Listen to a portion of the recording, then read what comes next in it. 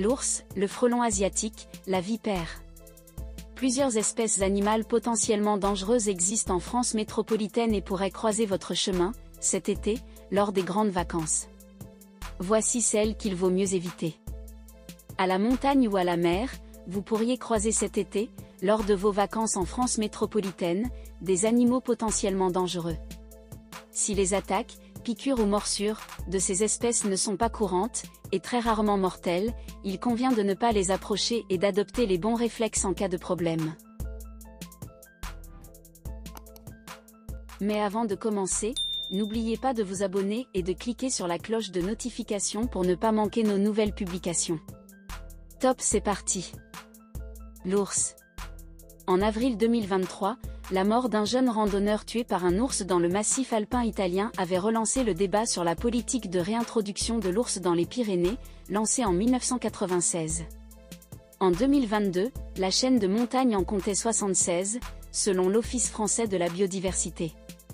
Si la possibilité d'en croiser un cet été au cours d'une randonnée reste extrêmement faible, l'animal ayant généralement peur de l'homme, elle n'est pas non plus à exclure. Si vous tombez malgré tout nez à nez avec un ours, il est recommandé de reculer calmement, en lui faisant face, et de parler doucement.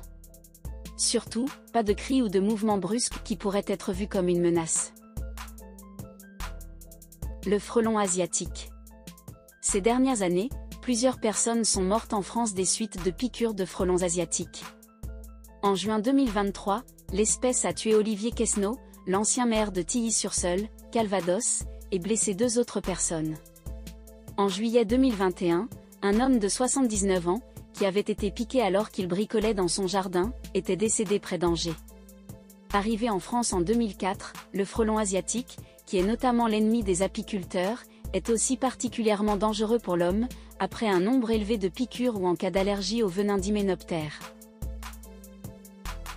La vipère. C'est une famille redoutée qui regroupe près d'une centaine d'espèces. Mais dans l'Hexagone, on trouve principalement la vipère aspic, la vipère péliade, la vipère d'Orsini et la vipère des Pyrénées, ou de Séoane. En France, on estime à 2500 les cas de morsures déclarés, nous répondait Françoise Cercollet, grande spécialiste des reptiles et amphibiens, en 2020. On recense 0,3% de morts par an dues aux vipères, ce qui est ridicule. Si le risque de mortalité reste extrêmement faible, les attaques de vipères doivent être prises au sérieux. Pour éviter la morsure lors d'une randonnée par exemple, il est tout d'abord conseillé de porter des chaussures montantes ou de taper le sol avec un bâton ou votre pied.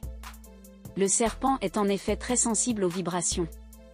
En cas de morsure, les premiers symptômes apparaîtront généralement dans l'heure qui suit. Il est recommandé d'appeler les secours le plus vite possible, pour recevoir une injection d'antivenin.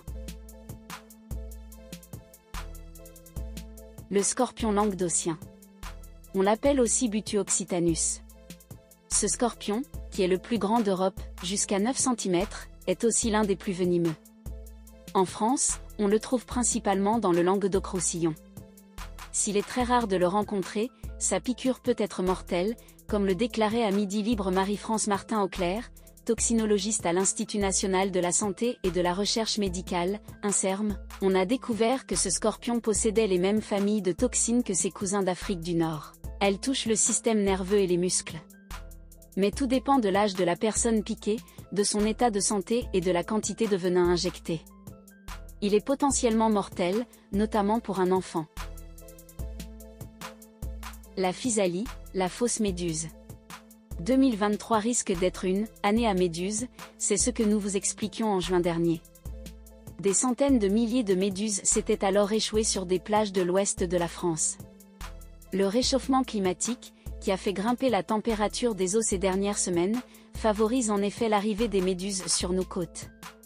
Ces dernières, qui peuvent provoquer des brûlures ou des démangeaisons, sont normalement peu dangereuses en France. Mais ce n'est pas le cas de la physalie, aussi connue sous le nom de galère portugaise ou de vessie de mer. Cette espèce, qui a l'apparence d'une méduse, avait pu être observée en janvier dernier sur le littoral atlantique. Ces piqûres peuvent être très dangereuses pour l'homme, et provoquent notamment des lésions de la peau. Dans 10% des cas, elles peuvent même déclencher des symptômes plus graves, perte de connaissance, accélération du rythme cardiaque, douleurs abdominales, et nécessiter une hospitalisation.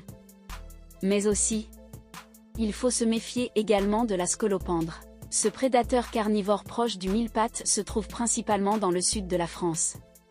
D'un naturel craintif, il attaque lorsqu'il se sent en danger.